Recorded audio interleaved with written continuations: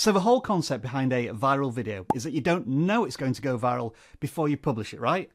Unless, of course, that is entirely predictable. So predictable, in fact, that we asked the creator of this video to send us loads of screenshots as it was going viral.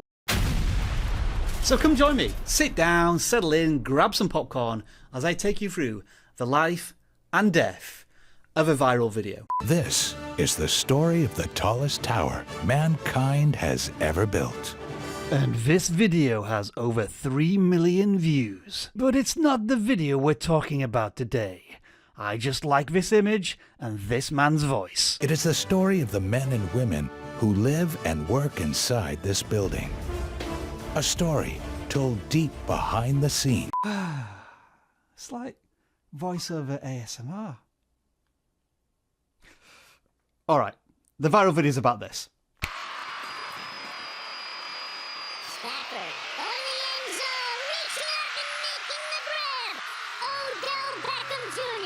Yeah, I'm so terrified of a copyright strike that I had to mangle this video so badly that you might not even realise that this is from the NFL Super Bowl 56, which coincidentally, if you search for on Google, has this cool little fireworks animation. Rough figures suggest that over 100 million Americans watch the Super Bowl every single year. And thanks to modern technology in this day and age, there are so many options in how you can do that.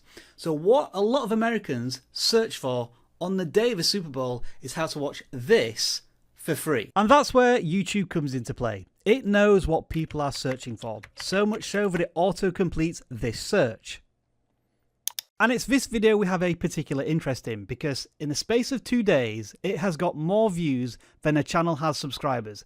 And that's always a good thing. Now, just to be clear here, there's nothing illegal going on in this video. It is a creator showing people how to watch the Super Bowl legitimately in the US for free over streaming services. And it's not clickbaity either, as the likes to dislikes ratio shows.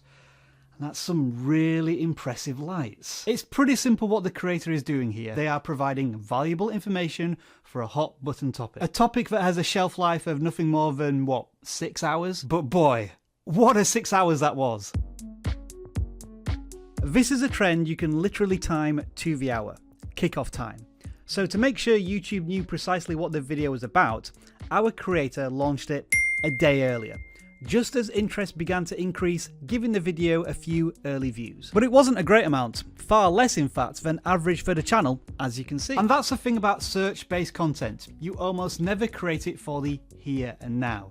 It's always preparing for something in the future, even if that something is only 24 hours in the future and is only going to last a few hours. Because what YouTube is going to do is take all of this recent positive data in terms of click-through rate, watch time and likes, and prime it for this mega surge in search traffic. So I'm trying to answer a question. How do you stream the Super Bowl for free? I already know that that's the problem that people are trying to solve, so I don't need to take so much more time. I noticed in the retention graphs of previous years that obviously people are coming for the answer and very little else. And because I know YouTube over the last year has been kind of prioritizing shorter form video content, of course, like YouTube Shorts, I thought I could get away with a much shorter video, and I was able to. Oh yeah, I forgot to mention, this is Travis. We work together here at vidIQ. You should catch us on a Tuesday when we do channel audits. I gotta be honest, I paid pretty much no attention to this Super Bowl itself as Travis was sending me through all of his data. And when it comes to videos going viral on YouTube, you might call this case study the perfect storm, albeit a little one.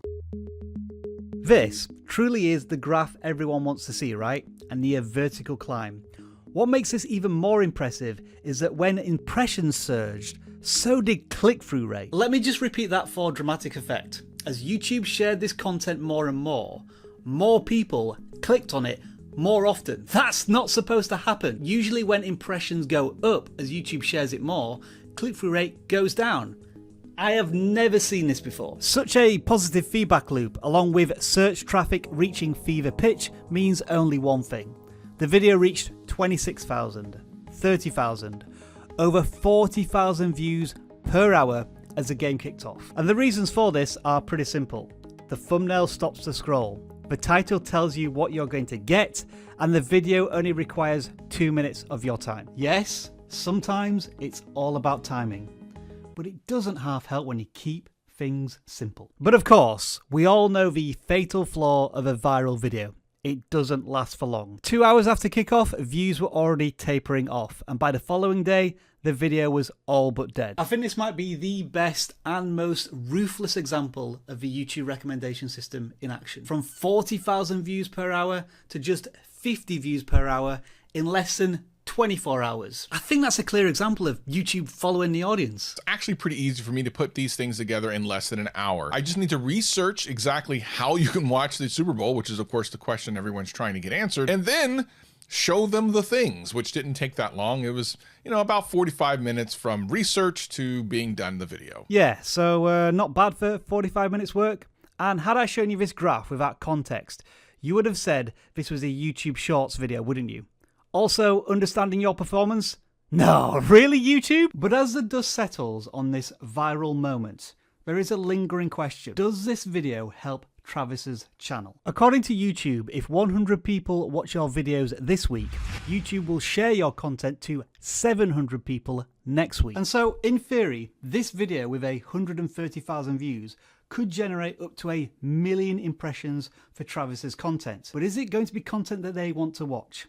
Here's what Travis said. Am I worried about this sending the wrong people to my channel? At the end of the day, I'm just trying to help people get the answer they're looking for. And in that, I decided to just put a little bit of information about my channel, and if anyone was interested in coming back, they could. I was pre-qualifying them to let them know what type of content I do. And it worked. And if they want to come back for some of my content, then they will. If not, totally cool. But it is a risk. Even in group coaching, we tell you, don't do a video outside of your niche. It's just not a good idea. I am definitely risking that. There's no doubt about that, but it is slightly calculated. So while we'll say, don't try this at home, I tried it at home.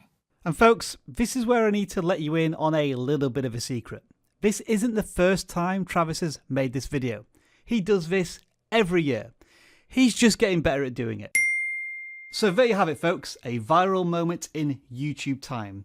One that deserves a little bit of fanfare. This is the story of the tallest tower mankind has ever built. Did you see that? Did you see that? I planted that seed in your head earlier on in the video. And if you want me to plant more stuff in your head, then go and watch this video all about the YouTube algorithm, where I cover that bit about 100 views leading to 700 shares the following week in more detail.